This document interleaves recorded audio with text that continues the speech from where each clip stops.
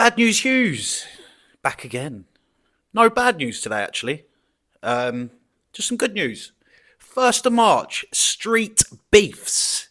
Let's talk about it. This Saturday coming, and I can't wait. Like I've said on a few occasions, I'm going to be up there with Lewis Noy taking on Sonny Upton. But, obviously, Lewis Noy's he's had a few boxing matches making his debut. But what you guys are going to want to hear about is Danny Christie versus Shaun Rafferty. And the legend, bare knuckle royalty, one of the pioneers, one of my favourite ever fighters, Gypsy boy James McCrory versus Liam Cullen. Right, let's start with Danny the Bastard Christie versus Liam Cullen, shall we? Not Liam Cullen, Shaun Rafferty. Sorry, Liam Cullen's fighting James McCrory. Shaun Rafferty he's a good boxer. Decent boxer. Not the hardest hitter. I will say I would put Christie as a slight favourite in this one. But if you allow Rafferty to take the centre of the ring, he will. He's got very long levers, very long arms. He's fought at super middleweight, and he will take the centre of the ring. He has... Winston, shut up. Sorry, school run time. He gets annoyed about the people walking past the house. Anyway, he has very long levers, very long arms, and he has a low guard. He's quite upright, so he is vulnerable to taking shots over the top, as you do see in his fights. He does take, but he shoots a jab up from a funny angle, very accurate. He's got a long looping left hook. That's a very nice shot. He's got a good punch selection. And in the MMA, he doesn't look like a particularly big puncher in the boxing gloves, I will say. But you do see him grind people down with body shots. Like I say, he's got a very good punch selection. So I feel if Danny Christie sits off and lets Shaun Rafferty take the centre of the ring, he could find it quite hard when he does try and step in. If he does, just put the power on, get on the inside and try and rough him up using the bare knuckle sort of tactics, the tit for tat, fast pace.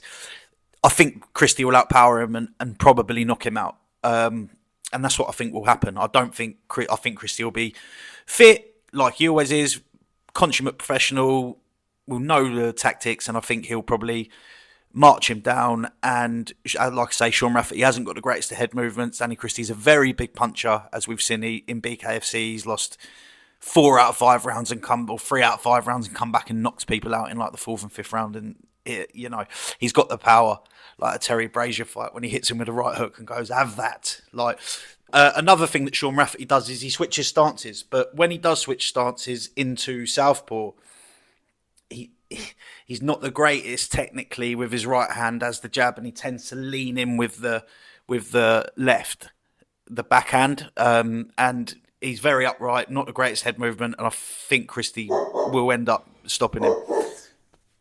Winston, shut up! I'm really sorry, guys. That's my co-host there. Gypsy boy James McCrory, so excited for this one. Like I say, one of my favourite ever fighters, bare knuckle royalty, legend. Him and Liam Cullen, there's absolutely no bad blood in this fight at all.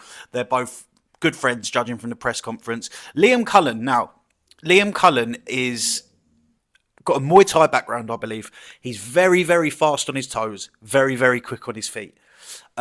He's got lovely footwork, lovely head movement. He has a nice, tighter high guard, and he looks for counter shots. And he's a very, very precise and accurate puncher when he does look for the counter shots. Again, he's very long. He's got long levers, big shots down the middle, and he's a very, very good fighter.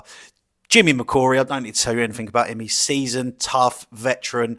Do I think Liam Cullen will knock James McCrory out? No, I don't think so. And James McCrory's been out of the ring for a long time, I believe. Liam Cullen's a seasoned bare knuckle fighter. It's not his first rodeo like Shaun Rafferty. I think Shaun Rafferty has had one bare knuckle fight before, actually. But yeah, he's new to it, whereas Liam Cullen is certainly not. He's had loads and loads of fights. But what we all want to see is a good tear-up, obviously, but everyone wants to see James McCrory come back and do the business. And I think James McCrory will be... I think he's the bigger of the two. I think he'll walk him down, and hopefully, fingers crossed, I'm hoping he stops him, gets the knockout. I don't want to see anyone get hurt. Obviously, Liam Cullen's a great fighter as well, like I say. But, this is James McCrory. I'm sorry, I'm a fanboy, mate. I'm going to be so starstruck when I see him there. I'm going to have my camera there. I'm not leaving the show early after Noy fights. I'm going to try and stick around and see all the fights, and hopefully I can get a word with Jimmy, because he's a legend. I might even ask for an autograph. Boys, thank you very. Obviously, there's a couple of great cards on the fight still. You've got Ben Hatchett fighting. You've got Shea Winters fighting. Like I say, Lewis Noy versus Sonny Upton. Going to be a good fight. Lewis Noy is the wild card in this one. Sonny Upton's obviously boxed for Repton as an amateur, had a pro fights and everything. And but we think Lewis Noy's got this. Going to do the business. Too tall, too strong. He's fucking lightning, honestly. Boys come out of our gym, start fighting in the small gloves or the bare knuckles. You know what happens, lads. So thank you very much for watching. All on the 1st of March. I can't wait. Massive thank you to StreetBeefz for having us. Really looking forward to meeting, obviously seeing Ben. He's a mate of mine, and meeting all the guys and everything. And yeah, going to be a brilliant show. I'm really, really excited now. Thanks for watching, boys. Adios. Le bosh.